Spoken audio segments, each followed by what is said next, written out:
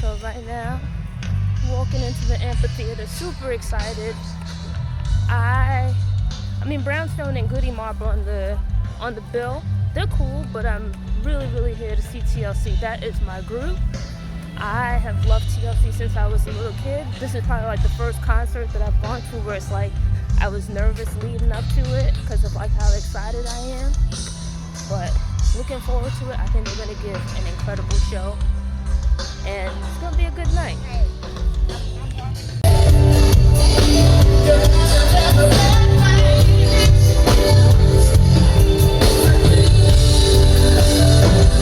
But seeing Brownstone live, not to say that I was surprised, but rather I was pleasantly impressed. The vocals were incredible, stage presence was great, the energy was amazing.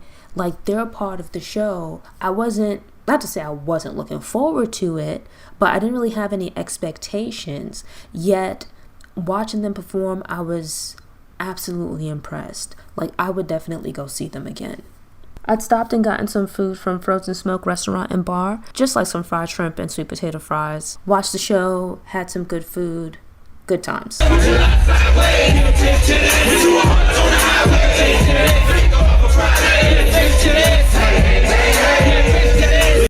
Now, admittedly, I knew the one Goody Mob song, so I was all in it with the crowd participation there. Didn't know any of the other songs, but yet still, their part of the show was pretty cool too. Like, they had a lot of energy. I at least knew like some of the members of the group, but I felt with them, it seemed, at least to me, that there was some kind of audio issue. I could understand some of them really clearly with no issues, but then it's like with others, for example, like CeeLo, his mic, I just couldn't understand him at all. The others, guys that were performing, like, I could understand what they were rapping and whatnot. The words were really clear. And I don't think it was him. I think it was like more an issue with the mic.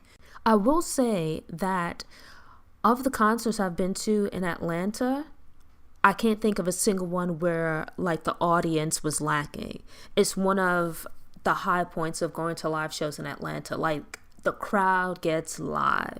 And I think part of it is that they tend to have really good MCs who, like, they play local music, so it gets the crowd amped up. Atlanta has like enough local artists with like hit songs where they can fill an intermission. It gets the crowd live, helps to build up the energy, and it makes for just a really dope experience.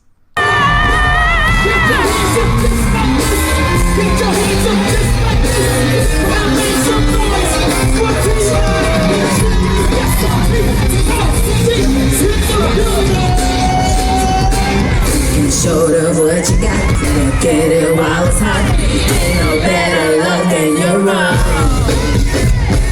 One of my concerns going to the show was, given the name was the CrazySexyCool 30th anniversary celebration, that they would only perform songs from CrazySexyCool.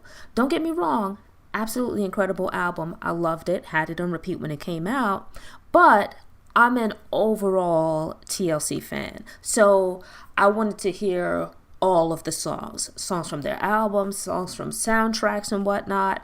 So I was a bit concerned that they might just limit it to that album, but I was happy that they started off with songs from Ooh on the TLC tip. So it actually was more of a TLC through the years, through the albums type concert, where they started off with Ooh on the TLC tip, moved into CrazySexyCool, followed by Fan Mail. So sort of going through their catalog in roughly chronological order. The only thing is, I don't seem to remember them really doing anything after Fan Mail. Like, I don't think they really performed anything from 3D. So for example, the like Girl Talk, and maybe it might be that those songs from the 3D album didn't really have Left Eye's presence, so they more limited it to songs where it was all three of them. Take a good look at it. Look at it now. Now, as a kid growing up in the 90s, you had R&B, and it was like you had such a wide variety of music where even like the pop singers, the music that you heard on the radio was like real deal R&B. And I don't say that with any judgment about other time periods prior to or since then, just what it was like then. So when Red Light Special dropped, that was a big deal. But then the video came out. And remember, at this time, like, videos were a really big deal. You would have to sit and wait for the video to come on. You know, because unless you had like, what was it? Music Box or whatever it was, you can call and request videos. But otherwise, you just had to sit and wait for the song to come on. And Red Light Special was, you know, it had like a nice slow groove to it. It was TLC, yeah, but a more grown-up version in comparison to Ooh on the TLC tip. And so it was like a nice progression.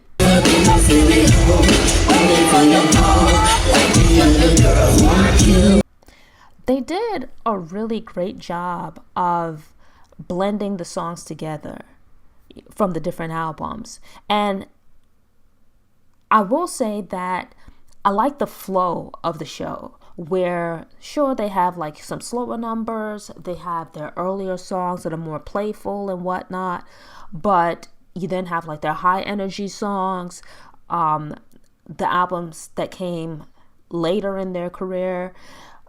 They did a really great job of just blending everything together. Like, it had really good flow. You think about it, TLC has kind of had pretty consistent sound over the course of their career, right? Some changes and whatnot. I think the biggest leap would have been between the first and the second album. T-Boz's voice grounds the group, so it's most consistent throughout all of the albums. So you feel like some continuity.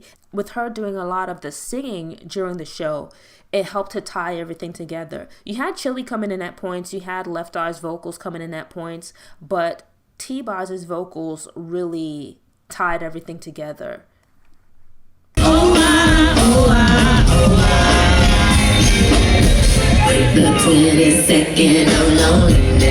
Something that I noticed during the concert was TLC, for the vast majority of their songs, there's like a catchy little hook at the intro where either they play just the first few notes or just the opening ad-libs, and you automatically know what song it is. Even though with some of the songs they've changed up the arrangement, you hear that opening and you know exactly what it is.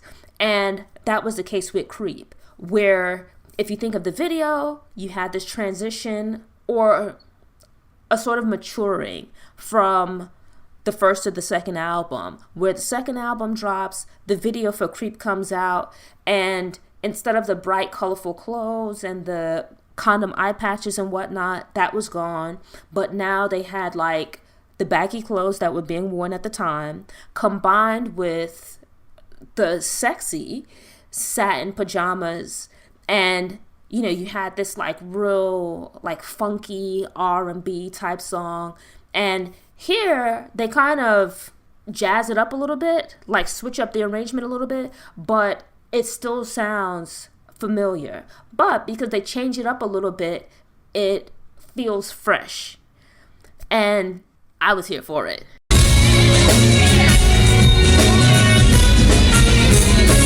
Was like peace in the groove on a Sunday afternoon. Now, I will say CrazySexyCool is a solid album, and they made great choices with the singles. I remember the first 3 singles came out, and it seemed like the album was going to die down. And then they came with Digging on You, and it had the video, and the video was like a concert video. Sometime later, I got like the Crazy Sexy Cool VHS. So basically back then, some artists would get these VHS tapes where it would have not even the full album, but it'd be like the singles and the behind the scenes.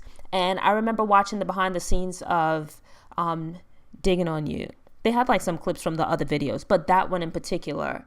And I always liked the idea of like this behind the scenes of a concert, where even within the video, towards the end of it, they have like, you know, clips of them at concerts and whatnot. And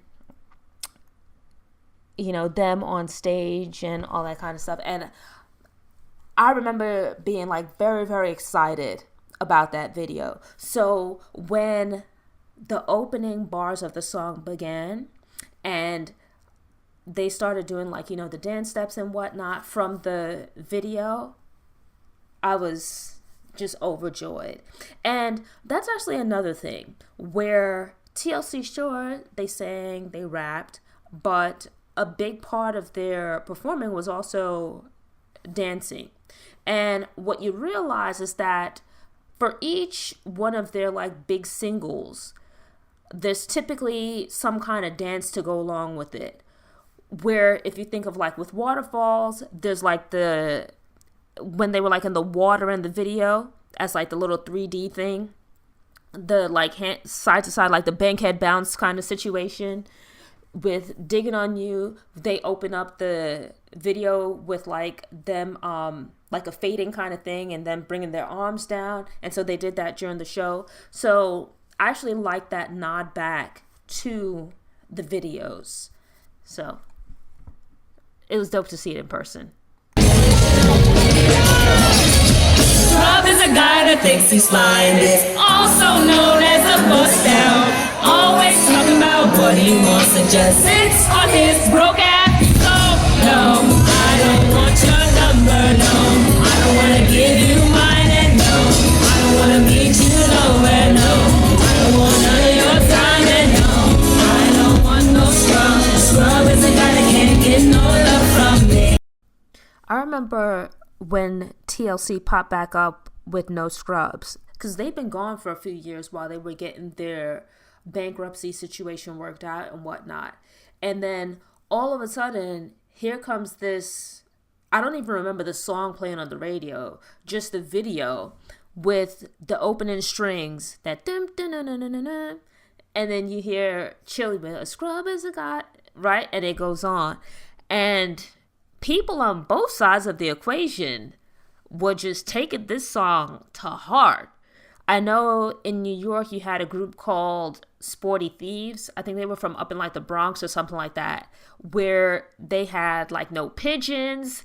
And at the time, Comic View used to come on in BT, and you had commentary there. And I just remember it being really excited that they were back. Because here's this group that I loved that had gone through some financial issues, some business problems and whatnot. They got their stuff squared away, and here they were back with this big hit song.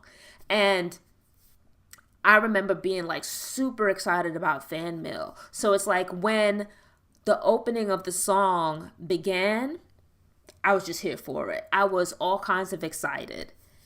And again, it's one thing to hear songs on the radio, on CD or whatnot, but to be at a concert and to see the person performing it live is a whole other experience. Especially when you're there, you remember where you were when you first heard the song, you remember when the song was hot, and now here you are seeing it being performed, singing along, and there's like several hundred, if not thousands of other people singing along. The energy is just insane. My size blue, my size blue. And every time I think I'm through, it's because of you. Don't go chasing waterfalls.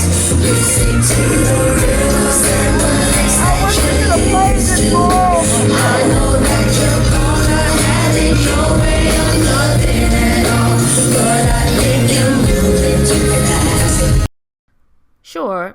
you think about it, TLC had, let's say, typical songs like Creep, Red Light Special, No Scrubs, and all of their like first album, right? But you also think about it that they had deeper introspective songs. So on Ooh on the TLC tip, you could say Baby Baby Baby, right? On CrazySexyCool, you had Waterfalls. On Fan Mail, you had Unpretty.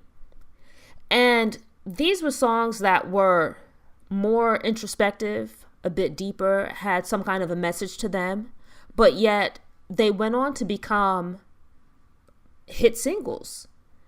And you think about it, the diversity on each one of those individual albums, but then look at those albums, put the three of them together, and think about the diversity of that career, of those three albums, right? The progression, the maturity, the different topics that they touch on. For sure, you have like the party records, you got the slow jam record, you've got the introspective record, but it's like you have all of that from one artist, or let's say one group.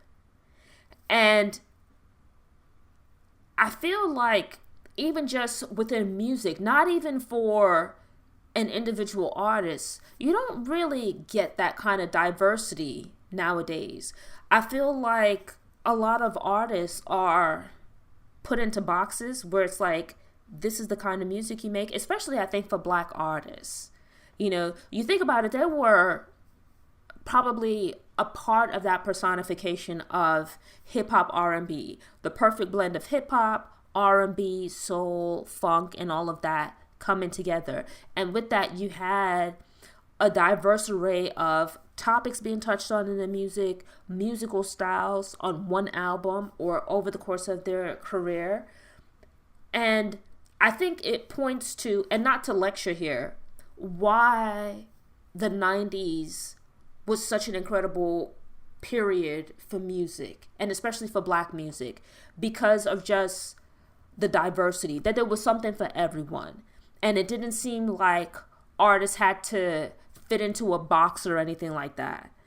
And I miss it. And so it was incredible from a personal perspective as a fan of TLC to go and see them and to experience those songs that I loved as a kid. The only thing that could have probably made it better would have been if I'd gone to see the concerts at the time that the albums were like hot and out. Like imagine, like don't get me wrong, the show was incredible, but seeing them perform at like Madison Square Garden in like 1995 or something like that, 1994, when CrazySexyCool had just come out, or like in 1999, 2000, when Fan Mail came out, and you had this run of these three albums, and to see them while the songs were like hot on the radio. So, but I'll take this. The concert ended with a clip about a Lifetime documentary. I know like it's probably been like 10 years by now. There was a TLC like made for TV movie, which was actually quite good. But apparently, I'm not sure if this is an upcoming or something that has already come out, but like an actual documentary about TLC. So I do plan to look out for that. But after they showed that like promo clip, you had some representatives from the city of Stockbridge as well as Atlanta who came out and presented them with some honorary plaques in recognition of their contributions to music, to culture, and just really giving them their flowers, literally, for their contributions to Atlanta and Atlanta's culture, which I thought was actually a really, really nice touch. So often artists are heralded when they're like really hot or after they die, but they're not always acknowledged and shown appreciation while they're alive, or, at, like, let's say the warmer parts of their career. So I thought for them to be a group from Atlanta, and T-Boz actually mentioned living in Stockbridge for a period of time, that it was a really nice gesture to present them with these awards, to give them flowers while they're still here. So I thought it was a really nice end to the show. So, show just finished, had a great time. My inner child is absolutely excited. You have no idea. When I was a kid and like TLC first came out, especially when CrazySexyCool came out, like first of all, when Ooh on the TLC came out, when Ooh on the TLC tip came out, my cousin and I was a kid growing up in Brooklyn at the time, and my cousin and I went to Canada for part of the summer, and it was like a whole bunch of girls and like a few boys around our age, and we decided to have a talent show. And so my cousin, our family friend, who were like 3 girls living in one house, we competed against like the girls in the other houses, and we performed What About Your Friends. We did like the whole dance routine and all this kind of stuff and whatnot. And then a few years later, when CrazySexyCool came out, it was insane. You had to be there. Never mind, I was in New York. As a kid, it's like, you like people. Never mind, as a kid, you might like people, but it was like different. Like I heard Mike Tyson say it, that like when you're a kid, it's not enough that you like someone and you want to be like them. It's like when I was a kid, I wanted to be Chilli. Like Chilli was the end all, be all for me. I liked a lot of different groups and whatnot, but Chilli was like the person. As a kid, that was like the person that I wanted to be. So it was absolutely like I can check that off of my like bucket list of things to do. It was like an absolute pleasure to see them perform live. The only thing that would have been better would have been if, Left Eye was there. But, we can't do anything about those kinds of things. But it was an incredible experience. And, one that I'm sure I'll remember for the rest of my life. Thanks for tuning in. To ensure you don't miss any episodes, subscribe to the channel, click the notification bell, go ahead and click that thumbs up button if you like what you saw, and go ahead and share it on social media.